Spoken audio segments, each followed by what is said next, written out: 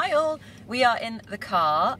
We have just jumped out of Comme de Garçons Autumn Winter 19 Menswear. I am joined by freelance journalist extraordinaire Jessica Bumpus. Hello. We have just, so as I said, we've just seen Comme. Super intense, grabbed all senses, oh my gosh. Large bass woke up the entire audience. Everyone's kind of, it was pitch black, so everyone's slightly like, whoa, what's going on? Running a bit late, what's happening here? Where's my seat? A bit dark, am I a bit sleepy? It's towards the end of the day. And then, boom, a band called Vowws with 2 W's starts playing quite intense, old school rocky vibes.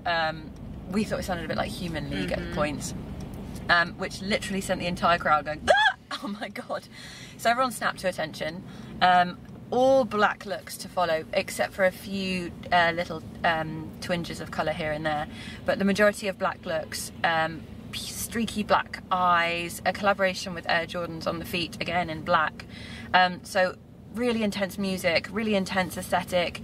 Also some models doing slightly aggressive kind of fingers to the camera. One guy was grabbing his crotch. Really funnily, one guy walked down doing this, which is the like really stupid game you play if you do this. It's like you punch each other or something. Shows how old I am. So already we're thinking super aggressive, another teen angst potentially. Show that month last night was really aggressive and teen angsty, and less of this but more kind of slogan t-shirts. This was really old school rock, goth, streaky makeup, spiky everywhere. They had huge chains that were almost like metal pretzels, that's the best way I'm going to describe them, with spikes coming off them, all looped around and harnessed at the back, so everyone's strapped in. Jackets were beautiful. So often what happens when you design all in one colour is that we get to focus in on the details because you're not so focused on the colour.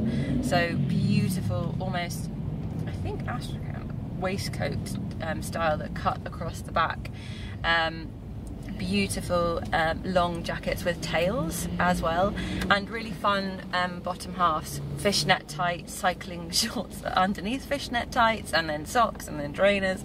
So loads of layers going on, shirts under jackets, but lots of silky materials under jackets as well. So the smart, the silk, then this like punky fishnet tight, lots and lots to take in, lots going on, and lots of blaring music and makeup, and kind of an assault on all senses. But we have just literally read the very few notes that Ricardo Kubo gives, and this was about finding the light in the dark and almost celebrating the dark. So on initial reaction you would have thought this was another aggression, what the hell is going on, we need to fight back, find your attitude, act with it, but actually this was a positive show, a positive element, and all about finding the beauty in the darkness. And that can summarise the show better. That it was really beautiful but incredibly dark, physically, mentally, all over the place. Jess, I'm going to bring you in.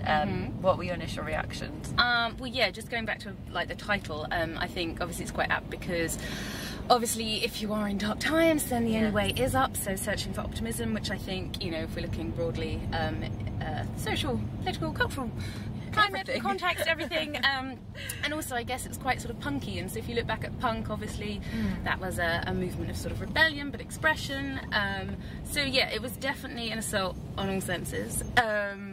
And you're right, it was, I think Comme, there's always really beautiful pieces, and sort of the sparkly details at the back, and then even the silver eye makeup, like on some of the jackets, which obviously she's really great at sort of deconstructing jackets and doing something new with them, but then to be honest you can still wear them, which is kind of quite clever because often people take it too far. But actually I think I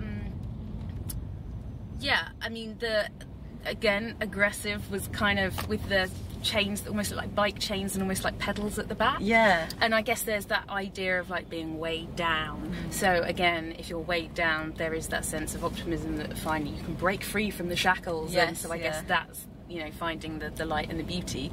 But yeah, I mean, the band were really cool. The band were really cool. And yeah, just I thought, yeah, what was interesting was that whole sort of, you're in a trance, you're just kind of and then you know, which is almost quite metaphorical really, because the whole thing is about finding light in the dark, and suddenly we're like in this kind of sleepy, gloomy state about you potentially could read into this and that we're in a gloomy state period, and that this was a jolt of light anyway. So but it's funny because I'm oddly reading those notes that was the theme, but I wouldn't have expected it to maybe be that. I don't know, like as I was sitting there I was thinking, oh, you know, I guess punk and 80s and sort of, and as I say, the music sounded a bit, you know, Human League overtones. So yeah, but I mean, it was fun. I think it made me kind of think of the collection she did where it was all the disco sequin blazers. Yeah. And I really loved that because it was a bit more fun. Because sometimes the stuff can be maybe too on a quest for intellectual analysis and stuff. Whereas this was just, it was, you know, I guess kind of fun on a surface. Yeah, for sure. And I think it's easy to put your own narrative onto Comme a lot of the time. I think that's what most people do. Which I think is the best marketing technique ever.